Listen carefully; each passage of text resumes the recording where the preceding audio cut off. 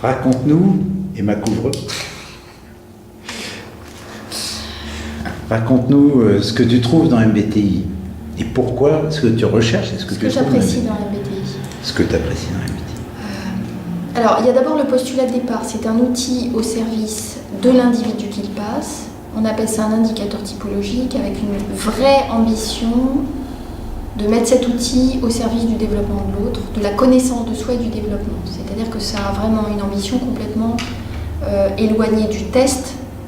Le test ayant tendance à figer un individu dans une grille ou dans des caractéristiques comportementales. Le MBTI, en fait, alors ça s'appuie sur la théorie des types de Carl Gustav Jung, sachant que lui, il a vraiment travaillé toute sa vie sur plein de choses, mais en l'occurrence au travers du MBTI, sur la manière dont le type va évoluer durant toute sa vie. C'est-à-dire qu'on est dans un type, il y a 16 types dans cette typologie. Dans le MBTI, il y a 16 types. On est dans un type, on se développe très rapidement dedans. On se développe durant toute notre vie dans ce type. Donc il y a vraiment dans l'outil du MBTI une vocation à en faire un outil dynamique de développement de soi dans le temps. Donc dans la typologie du MBTI, il y a 16 types. Plutôt que tu dirais quel mot? Le type, si je ne voulais pas m'éloigner de l'intention de départ, c'est un type. Le type va nous indiquer, en étant au minimum, l'ambition minimum, c'est nos fonctions préférées et du coup nos opposés, c'est-à-dire ce qui est source pour nous de choses, d'activités plus faciles et de penchants naturels, c'est-à-dire une situation se présente, comment je vais la traiter de manière préférée, en suivant mon mouvement naturel. À l'opposé, ce qui n'est pas ma préférence, c'est mon opposé qui est source de tension. Et c'est là que ça devient intéressant, parce qu'un type va permettre à chaque individu aussi de se repérer et de faire un lien avec des activités pratiques, professionnelles, personnelles, associatives et autres, sur qu'est-ce qui est aisé pour moi, facile, source d'énergie, et qu'est-ce qui est source de tension et d'effort. Ça, on retrouve un peu Prédhomme, là. On retrouve Prédhomme. La particularité que je ferai entre les deux, c'est que le MBTI t'amène réellement à réfléchir sur, mais à l'origine de l'origine, quelles sont mes préférences? Si j'essaye de nettoyer et de balayer tout ce qu'on m'a appris à être, tout ce qu'on m'a demandé d'être pour répondre à des injonctions, en commençant par les parents, les éducateurs, puis le patron, puis les collègues, le milieu social dans lequel je me trouve, voilà, ça permet aussi d'essayer de faire la part des choses entre moi, réellement, mes préférences, et ce que j'ai développé après pour aller répondre à des obligations ou être conforme à ce qu'on m'a demandé. Donc l'intention, c'est vraiment de se rapprocher de la personne au plus proche de ce qu'elle est au fond d'elle. Alors, donc de distinguer le profil apparent, c'est-à-dire ce que je crois être, voilà, de ce que je suis vraiment. Et ça, dans une logique également, alors dans une situation à un moment donné, pour aider quelqu'un à s'orienter, à faire des choix de reconversion ou se conforter dans des choix professionnels ou personnels, mais avec l'idée aussi qu'on se développe durant toute notre vie dans un type, et que l'idée de Jung, c'est à un moment donné de travailler sur le dialogue de toutes ces fonctions, c'est-à-dire comment elles interagissent les unes avec les autres, sachant que pour lui, un bon développement, c'est un développement qui va vers les fonctions, des tensions de moins en moins fortes et une personnalité où toutes les fonctions s'intègrent et dialoguent les unes avec les autres. Bon, ça devient après un peu complexe, c'est Jung et donc... Alors, en regard de ça, comment tu situes Prédhomme? Tu as fait les deux, hein, avec les mêmes personnes. Ce qui m'a beaucoup attiré dans Prédhomme quand je l'ai découvert, c'est la finesse du débrief. C'est comme en fait les caractéristiques sont beaucoup plus nombreuses. Sur MBTI, on travaille avec 4 fonctions. Alors 4 fonctions, 8, pour aller très gros, 8. Sur le Prédhomme, on a peut-être un équivalent de fonction, puisqu'on a des cadrans, c'est ça, et des octants, donc on en retrouve 8. Mais dans l'octant, on a après des particularités.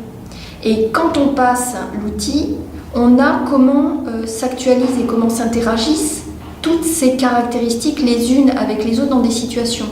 Donc si je devais prendre une image, c'est comme si le MBTI donnait une image dynamique mais floue, alors que le prédom, ça fige à un moment donné à une période de la vie de l'individu, mais c'est beaucoup plus fin et ça donne, je trouve, qu'il est extrêmement juste en termes de, notamment sur les tensions qui se jouent entre plusieurs caractéristiques et comment ça peut générer des problèmes dans la décision ou comment une personne agit dans une situation quand toutes ces caractéristiques interagissent les unes avec les autres. On n'a pas cette finesse dans le MBTI.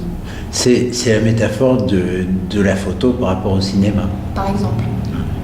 Alors le cinéma est encore flou, romantique, on va dire. Autre point, c'est dans ton approche, MBTI serait plus perso et prédom pro. Oui. Alors, on utilise MBTI beaucoup dans les situations professionnelles, mais je me rends compte, pour l'avoir essayé dans plein de situations, qu'il y a un biais énorme quand l'entreprise utilise le MBTI avec ses collaborateurs et autour d'une table, dans une situation, même si c'est au service du développement de l'individu, lui demande de répondre à des questions sur qu'est-ce que vous êtes. Parce qu'il est à ce moment-là dans un environnement professionnel où forcément c'est très difficile pour lui de faire la part des choses entre ce qu'il est au fond de lui et comment il ferait s'il avait le choix et la liberté de traiter telle situation et comment il fait parce qu'il sent que c'est ce qu'on attend de lui. Tu penses que prédom est à l'abri de ça ? Je pense que prédom, repositionnant beaucoup de ces questions dans un contexte professionnel, l'ambition de prédom n'est pas d'aider une personne à découvrir ce qu'elle est au fond du fond du fond. Elle est à aider à un moment donné un salarié, son employeur ou des personnes dans un contexte professionnel ou d'orientation également, à réfléchir sur comment je fonctionne. Donc, par opposition à qui je suis. Voilà. D'accord. Qui je suis et qu'est-ce que je vais devenir. C'est ça la dimension particulière de MBTI. C'est qu'est-ce que je deviens avec le jeu de ces fonctions qui se parlent les unes avec les autres ou qui s'opposent les unes aux autres.